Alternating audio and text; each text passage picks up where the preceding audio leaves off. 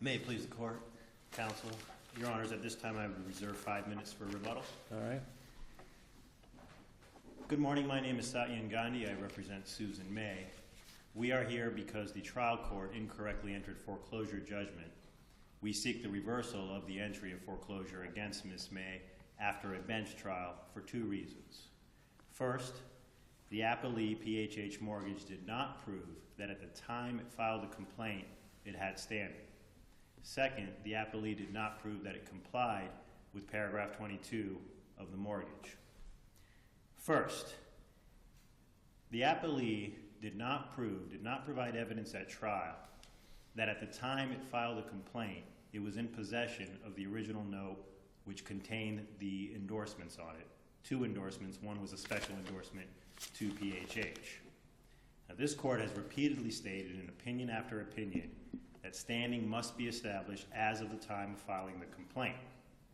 That was this court's decision in Foch versus Wells Fargo Bank in 2013, again in Gonzalez versus Deutsche Bank in 2012, in Cutler versus U.S. Bank in 2012, and the list goes on. Counsel, you were trial counsel below? I was, Judge Sleet, yes, Your Honor. And you agree that the Mays executed the note and defaulted? I do, yes, Your Honor. And you agree that they received a default letter?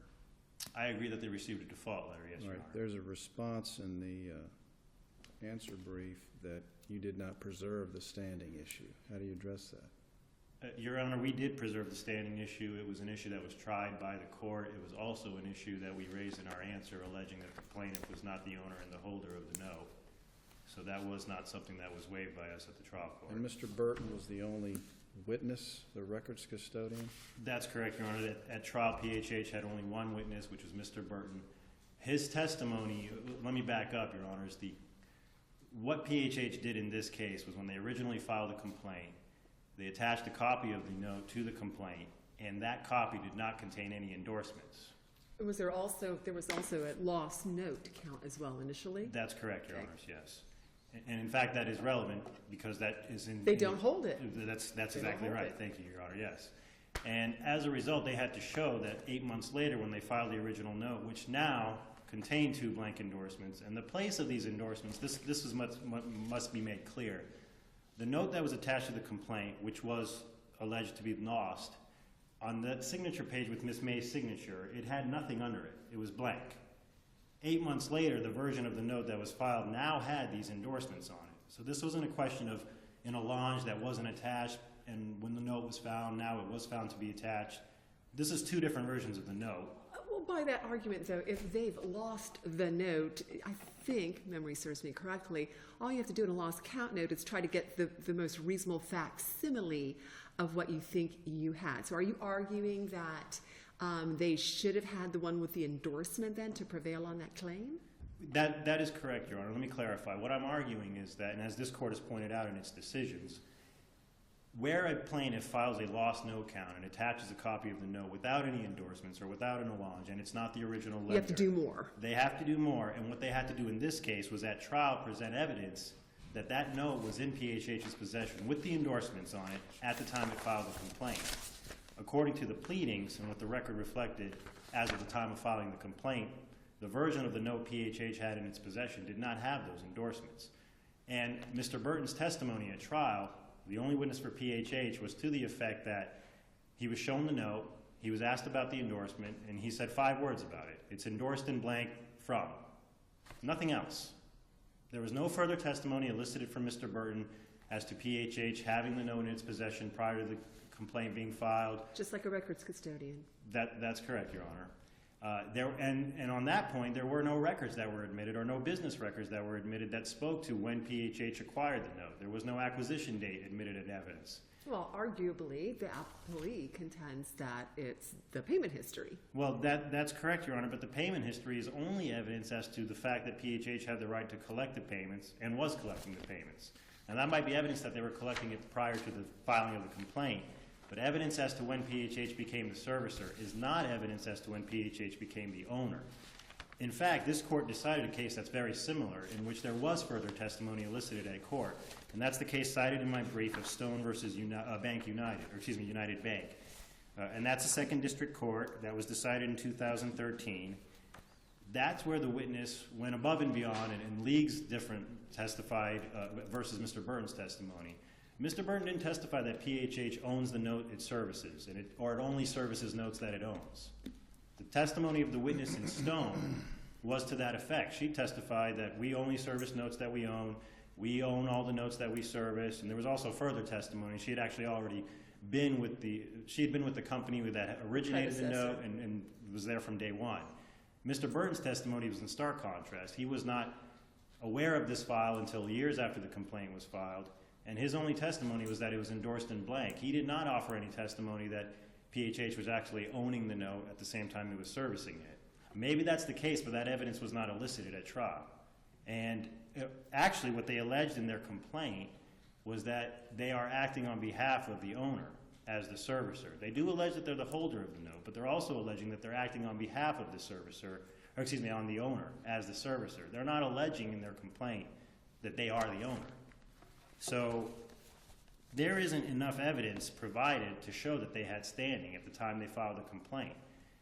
This court in Cutler, as well as in Foch versus Wells Fargo Bank, found that where a plaintiff files a lost note, and that those cases involved lost notes which were later, original notes were filed which had allonges or undated endorsements, and the courts reversed the summary judgments of foreclosure, this court did, saying that there wasn't enough evidence at that time to show that there was no genuine issue of material fact as to Correct standing. me if I'm wrong, but don't law firms that handle a volume of foreclosure work generally include a lost note count just kind of as a kind of a safety measure, because frequently they don't know if they're going to get the note or not, and that I'm just not sure how much can be read into the fact that a lost note count is included in the complaint, because it seems like more often than not one is included and then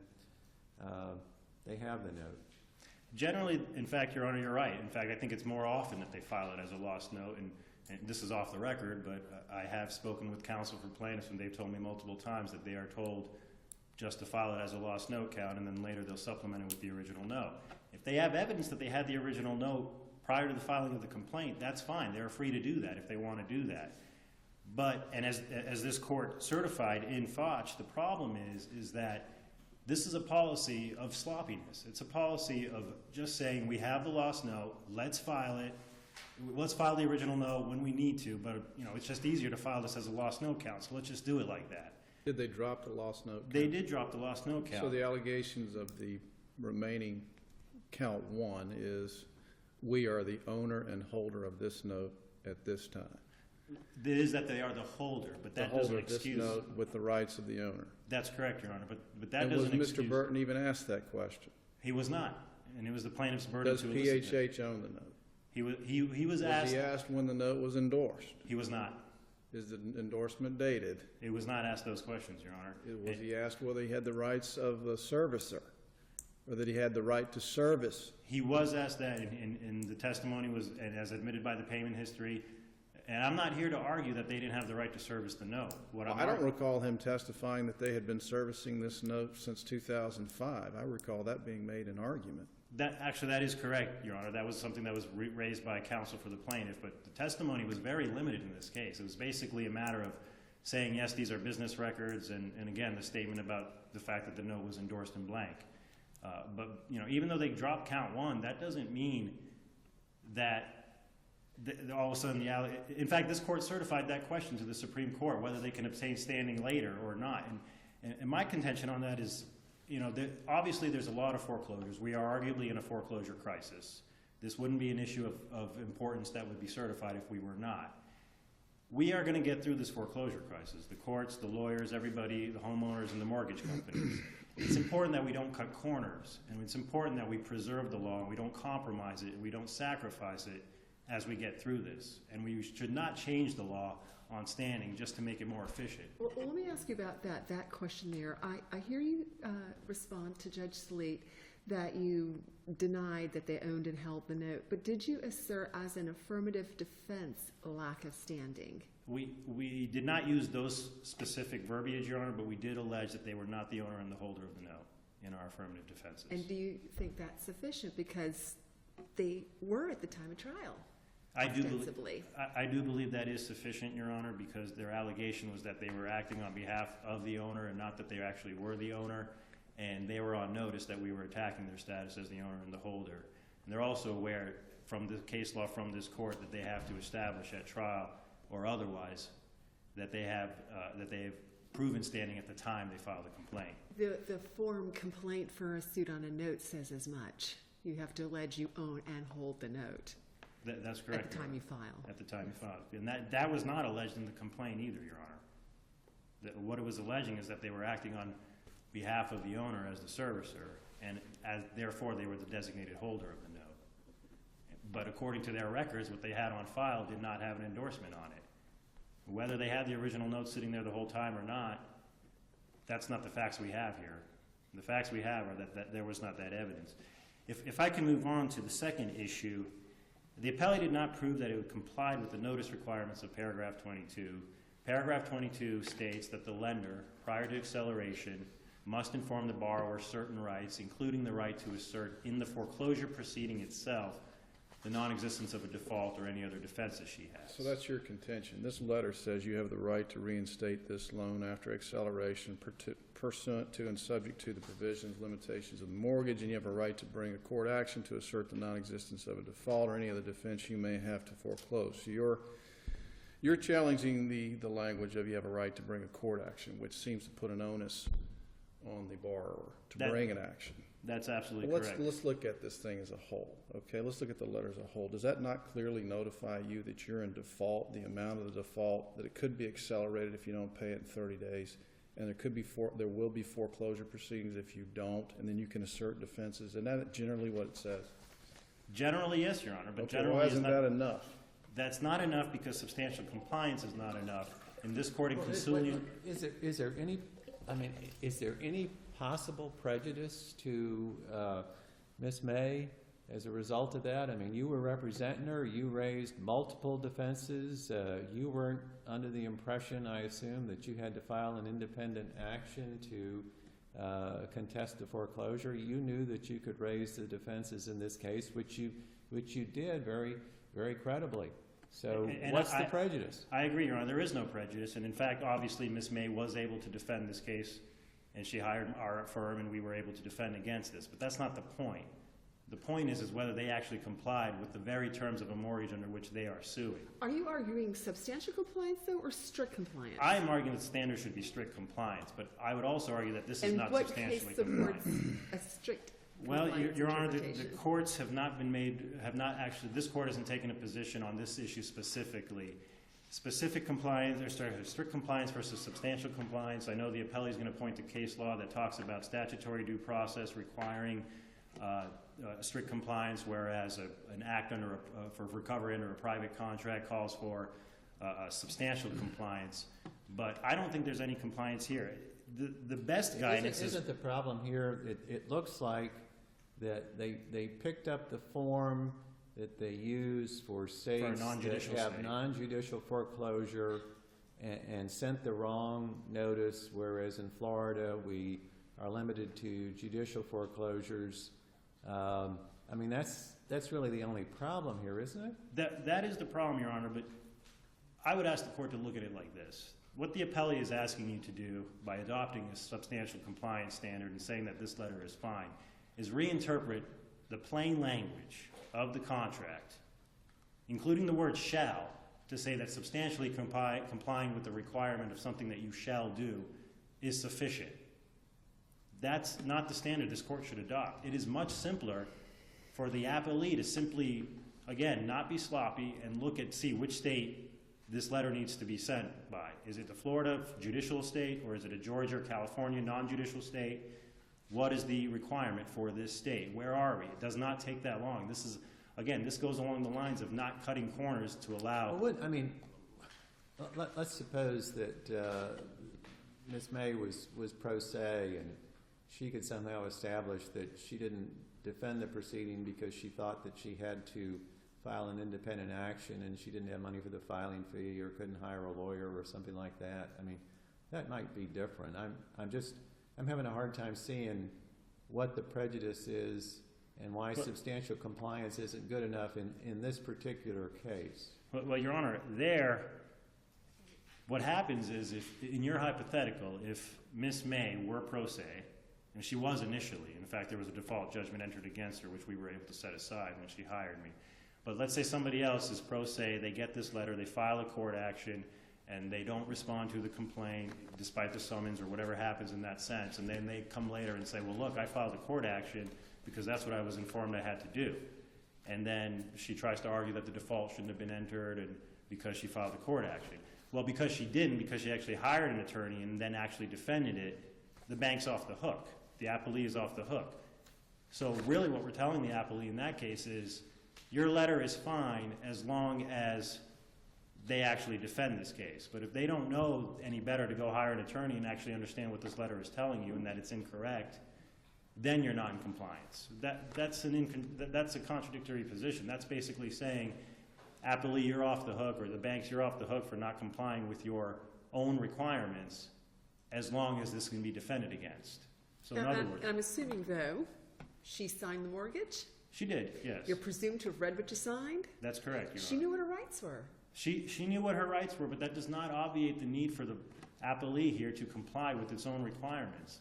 The appellee is using the mortgage under which it's suing as a sword, and at the same time trying to hide behind it with the shield of substantial compliance. That shouldn't be allowed by this court. That shouldn't be allowed at all. And this court in Consulian looked at this issue as well. And in Consulian, I want to let you know you're into your rebuttal time, Mr. Gandhi. You got about 4 minutes left. You can use them as you wish. I will reserve, Your Honor. All right. Thank you.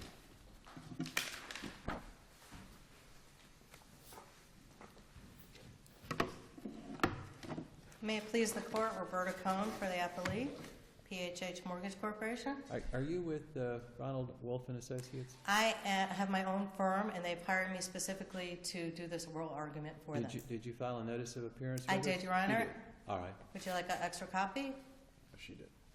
That's okay. I just want to make sure we had it. Could I have your name again, please? Roberta, last name is Cohn, K-O-H-N. All right. Thank you, ma'am. Thank you, Your Honor. Are we ready? Yes, please go ahead. Thank you, Your Honor. Your Honor, in this matter, the appellant, Susan Mays, signed a note and a mortgage back in August 15, 2005 in the amount of $136,500. As Judge Rice pointed out, she was aware of the terms of the note and mortgage when she signed them. She did default upon those terms and received, according to her affidavit that she filed, which is part of the court's record, she received a notice of acceleration, the letter in this matter, in February of 2015. At some point, she attempted to try to find other ways to resolve the issue with PHH, however, was not successful. At some point, she did hire opposing counsel's firm and filed a motion to set aside a final judgment. The case had already gone to judgment, affidavits were filed, and at that point, they filed a motion to set aside the final judgment with Ms. May's affidavit in support of that motion. The affidavit clearly admits receipt of the loss mitigation letter. It acknowledges the debt. It apologizes for the default. And it acknowledges that PHH is the owner or holder of the debt and that who she is working with to resolve the issues here. She acknowledged that? In the affidavit, Your Honor. Well, that's your burden of proof. So that's immaterial, whether she acknowledges it or not. You're the plaintiff. You've got the burden of proof to prove standing. Well, I would argue that the affidavit is part of the record on appeal. Yeah, but a And it's an admission by a party defendant's opponent. assertion that a plaintiff owns something is not proof. And did it That's assert correct. when they owned it? I'm sorry, I missed that. This was back in February before the filing of the foreclosure matter. My question here is now the standing issue. Are you saying that they don't? Are you saying that they didn't preserve the standing issue?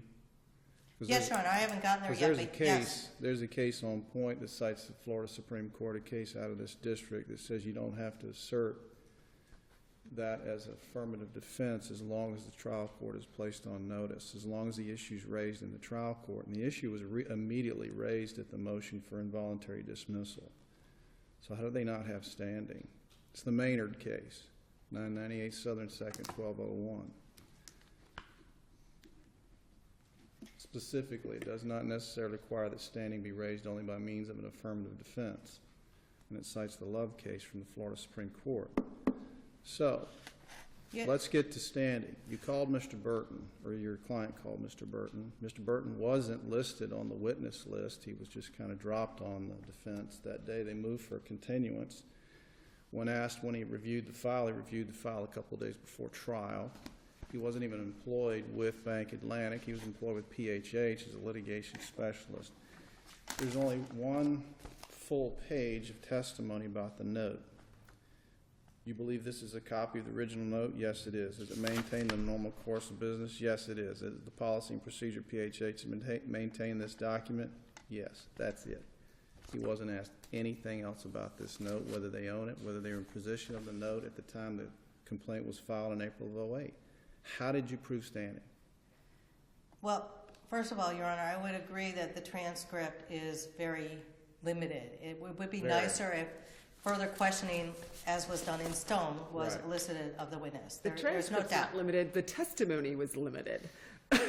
Questioning testimony, both, And were see, limited in this matter. And see, I have a However, follow-up question to that too, because at the motion for involuntary dismissal, the bank's counsel, or PHH counsel, seems to acknowledge that that was not proven by saying, Judge, I could present evidence regarding the fact that PHH has been in possession of this note.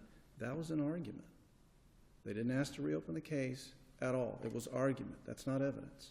So tell me, where in this record, Mr. Burton's testimony, the only witness that was ever called, where did he testify that they owned and possessed or possessed the note at the time they filed the complaint? the way I read the transcript was that he acknowledged that PHH was the servicing agent for this matter and that they only serviced their own notes. I did not find the specific language. I cannot argue that fact, that it would have been, that it was not the neatest job at trial. However, the cases cited by the appellant in this matter are all cases that were raised on summary judgment before this court. Not Stone. Except for Stone. That's correct. In Stone, the court determined that the court made the determination based on credible, substantive testimony of the witness. This judge in this court below also made that determination. Whether it was limited, he determined that the witness had been an employee for 3.5 years, had the records in front of him, was entitled to foreclose the mortgage in this matter. Yeah, but in this case, though, what evidence could this trial judge have pointed to with respect to a finding that PHH owned the note on the day it filed the foreclosure complaint was filed and held it? What evidence could this trial judge point to? The trial judge pointed to the actual existence of the note that was filed in the court's record as prima facie evidence All right. of ownership of the note. And the note And the allegations and contained. the endorsement was undated. There was no date of endorsement. There was a specific endorsement to the plaintiff, PHH. With what date? Correct. No date. Okay, so looking at the note then, could it not be argued that they came into ownership and possession after the filing? Yes, had they raised that issue. And I guess that's what the crux of the matter is. Did they properly raise the issue? Are the standards for raising the issue sufficient? So they did, there's no doubt that they did argue the issue at their motion to dismiss in front of the same judge who made the findings of fact and conclusions to enter the judgment and set the sale date. That judge, in hearing the arguments, let alone not only in addition to the testimony, determined that there was standing to proceed when he entered the judgment, based on the testimony of the witness and the arguments of counsel. Well, let me ask you this, please. If Mr. Burton wasn't asked those questions and didn't affirmatively testify that they possessed the note, I don't see where he even says that PHH was the servicer. He simply identifies himself, and then he's immediately shown documents which he then authenticates as a records custodian. So if he doesn't testify that they own the note at the time they filed the complaint, what records demonstrate that PHH owned the note at the time they filed the complaint, because the payment history is dated March 4th, 2013, which means that was probably pulled a week before trial or 2 weeks before trial. It has no indication that PHH, it doesn't even have PHH on here. And there's no date. Well, there is a date, an activity date, but I can't tell whether this is Bank Atlantic's record or PHH record. There's nothing else to indicate that PHH owned or possessed the note before complaint was filed. The possession of the note and the payment history is what our argument is, that they did possess it. And if you look at But that then payment history. why did they include a lost note count if they were in possession of the note at the time the complaint was filed? I could only speculate as to that question, Your Honor, and I think that the court is well aware of what the general practices may be in the foreclosure industry to include that count in the process of making sure that they can actually find the piece of paper, just in case they can't find the piece of paper. But in this case, they did file the note, and they did find it and filed it back in 2008, before the judgment was entered, and even before the hearing on the judgment, they actually dismissed count 2. Getting back to Judge Sleet's question regarding the payment history, if you review the payment history, you will see that the history goes back to 2005, indicating that they've serviced the records back to 2005. But he didn't testify to that. He never testified when they began servicing the loan. It's not in here. But the documents were admitted as evidence with no objection to the I understand. entry of the documents, and they can stand for themselves as to containing, under the best evidence rule, as to the substantive nature of what's contained in the documents. But all it could allow, though, even under a business record, is the payment history. It would be hearsay to imply anything other than that. It's implicit from this document that X, Y, and Z. That would be hearsay. And you can't have double hearsay, even if you do have a business record. Well, But if you're it's saying in- this is when the payment was received. the document was an original document that was created by the witness who testified that this is our payment history. When you're entering an original document into evidence, the document as the original document, what's included within that document is substantive evidence of what the document states that it is, A payment under the best history. evidence rule. When you received a payment and in what amount. Not that, because I think if you're trying to argue it's implicit that there's ownership, to me that would be the double hearsay. It's just the recording of the information that is the business record. And the business records record that they received payments back in 2005. But aren't They're there indicating many? that they own the note back in 2005. Yeah, but you can service a note without owning and holding the note. That's correct. So how would we know from this document that they were acting in any capacity other than the servicer of the loan? You don't. Except for the fact that why would anyone service a loan or act in any other capacity and accept funds and have a document that shows that they've received funds if they didn't own the document, own the note? It got hard to do so. In any event, in this matter, and you asked why they filed the lost note affidavit to begin with, and I'm sure the court is aware that the notes are frequently lost. They were bundled, they were moved around, but the ownership of the note transfers in equity.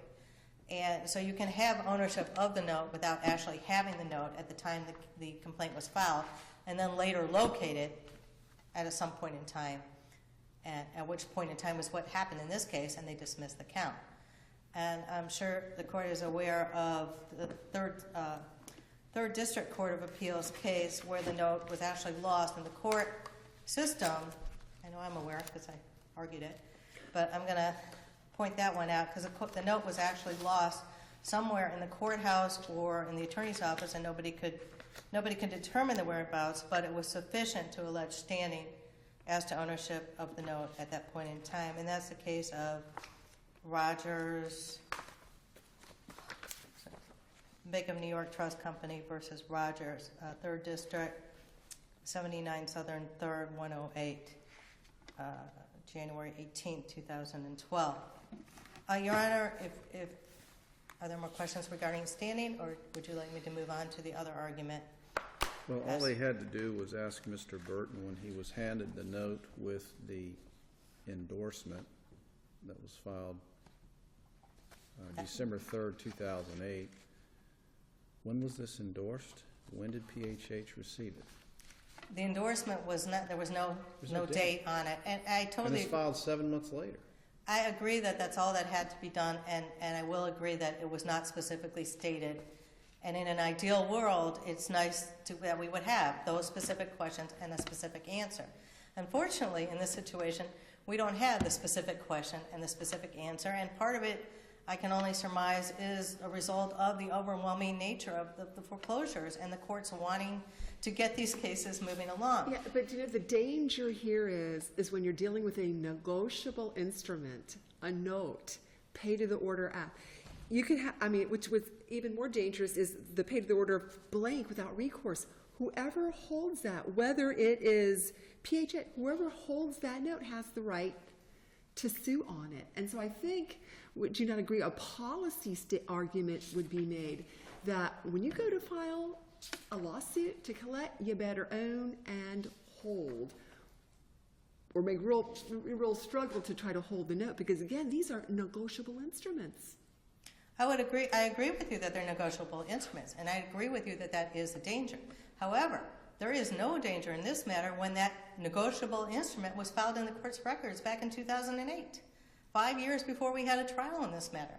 At least for that period of time, we knew exactly where that note was. It was sitting in the court's file for all that period of time. But filed in the court file after the initial complaint was filed. That's correct. It was And about the 8 law- months after the Unless initial the complaint. law's changed, you have to show standing at the time you filed the complaint. I mean, I'm familiar with the Fox, however you say that, with the question Yeah, for be careful on that certification. one. Sorry? Be careful on that one. Yeah, really. With the question for certification and as to whether or not it's more appropriate to have the court take the position that at the time of trial or the judgment being entered, that they can prove it, and here's the original, and this is it, and we're done. It may be time for the court to change that, and I understand the court's position that we can't do that without the Supreme Court telling us we can do that. And I just jeopardized the case, and nothing's on it. So I they did have last night not, as well, they Your have Honor. not accepted cert on that.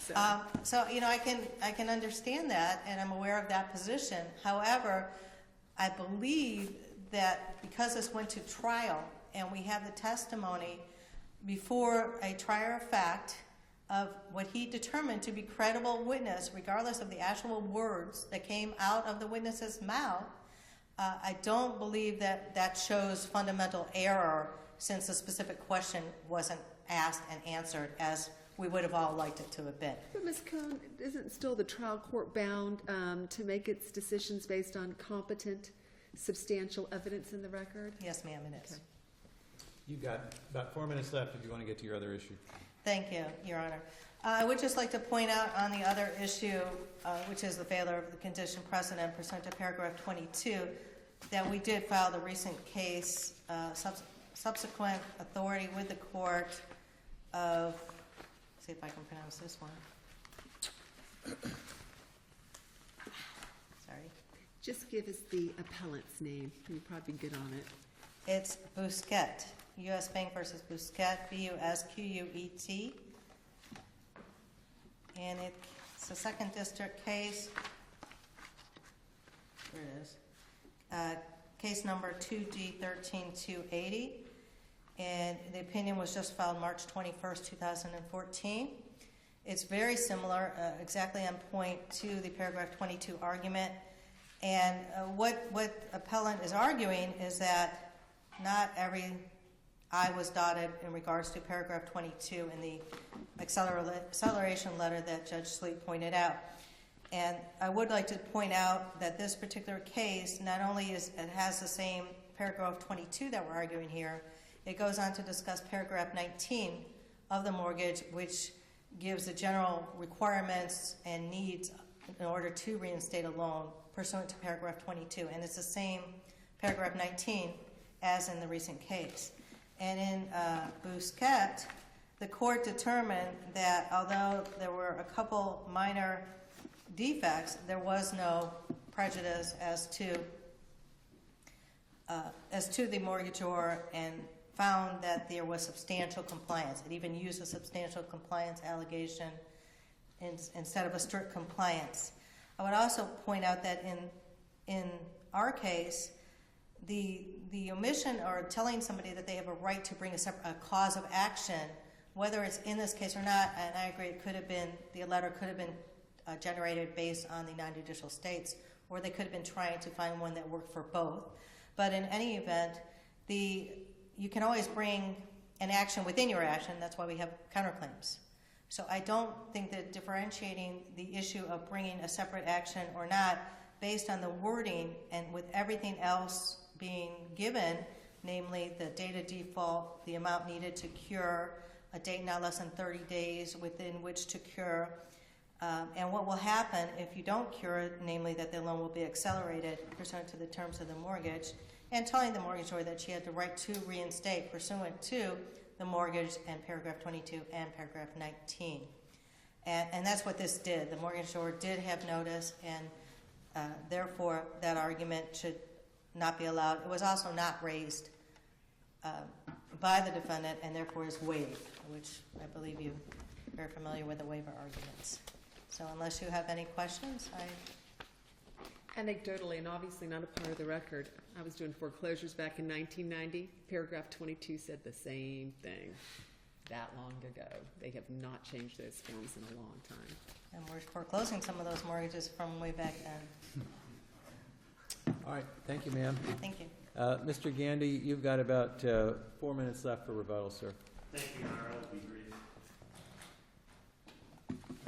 Your Honors, regarding counsel for the appellee's position on standing, she mentioned that ownership can be proved through equitable transfer. There was no assignment of any mortgage here provided on the record or otherwise, and there's no other evidence of equitable transfer of the note. We don't have any testimony, for instance, as Judge Sleep pointed out, from the witness on that.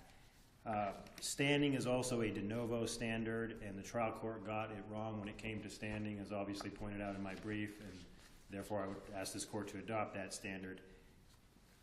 As far as paragraph 22, I would distinguish the case of Busquets.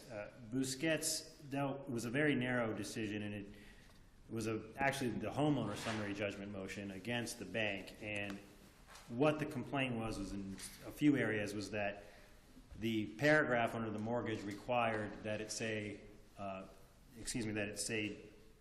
institute judicial proceedings, and instead the letter said in foreclosure proceedings. This court found that the distinction between judicial and foreclosure was without any difference, and therefore found that the letter complied on that ground and found that it was compliant. But this letter also states you have the right to assert in court the non-existence of a default or any other defense to acceleration. There's one key word that's missing in that sentence versus the letter we have in the case before the court today, which is that the word of action is not in this letter. The word action in the paragraph 22 letter we have in today's case gives the idea that the homeowner actually has to go out and file an action and become a plaintiff in the case. If the letter here in Busquets was the same letter we had in our case today, then I might not be able to make the argument that it doesn't comply as far as informing of her right to assert in the foreclosure itself any of her defenses. Well, let me ask you this. In Busquets, even by departing one word, is not the court applying a substantial compliance standard? It might be, Your Honor. I would say that this is a very narrow decision, and it does not exactly hit the issue that I've presented in this appeal today on head. Unfortunately, it may seem like this court is adopting a substantial compliance standard when determining if a plaintiff is in compliance with the conditions precedent. If so, I would argue that it's still not substantially compliant, because the difference between informing somebody of a right to bring a court action versus telling them that they only need to defend that action after they're sued is a big difference. It's a significant difference. It's not substantially compliant. I'd say it's more along the lines of the Consulian case, where 3 days versus 30 days was considered to not be compliant. All right, so let me see if I understand your argument. You're saying, Judge, it's strict compliance. But if you believe it's substantial compliance, it's not substantially compliant here because it could be misleading in nature. That's exactly correct. Okay. I have nothing else. Thank you, Your Honors. Thank you, sir. Thank you both. All right, at this point, we're going to take about a 15-minute recess, and we'll come back and take up the last case.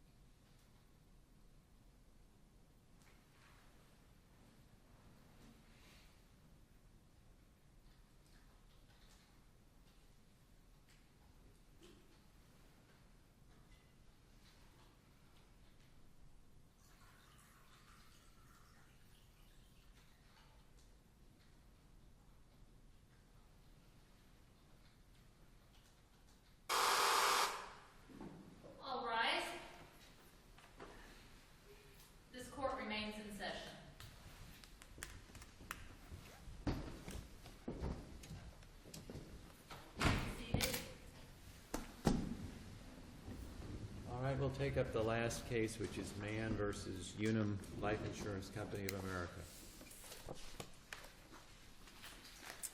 Yes, sir. Please proceed. Maintain 5 minutes of my time, please. Did you wish to save any time for rebuttal? 5 minutes, please. All right.